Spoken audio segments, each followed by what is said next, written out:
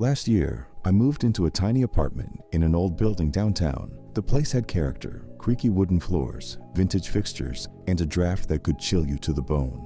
But it was affordable and close to work, so I didn't complain. During my first week there, I noticed something odd. The bottom drawer of the built-in desk in the living room wouldn't open, no matter how hard I tried. It was locked, and I couldn't find a key anywhere.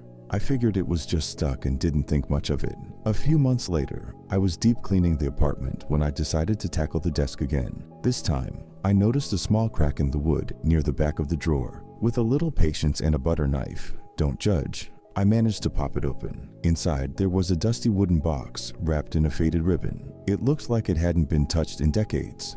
Curious, I carefully opened it and found dozens of old letters inside, all neatly folded and addressed to the same person, Eleanor Hart.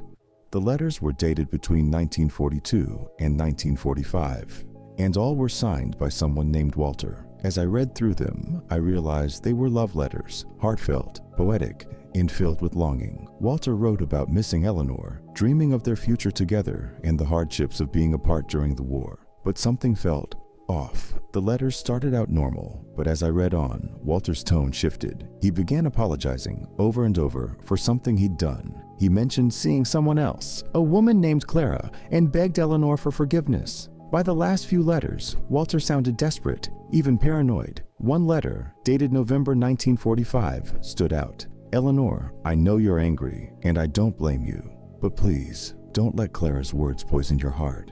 I never meant for things to go this far. I need to see you.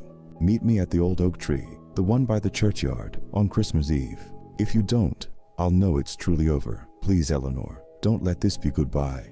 I couldn't stop thinking about it. Did Eleanor ever meet him? Did they reconcile? Or was this the end of their story?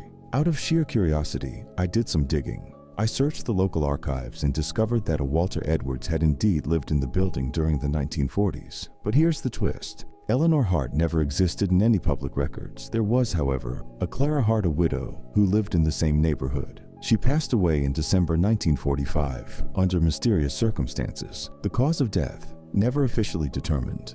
As for Walter, he disappeared shortly after. No one knows where he went. I still have the letters, neatly stacked in their box. Sometimes, late at night, I catch a faint scent of lavender in the air, the same scent that clung to the paper. And every Christmas Eve, I leave the box on the desk, just in case Eleanor, or whoever she was, is still waiting.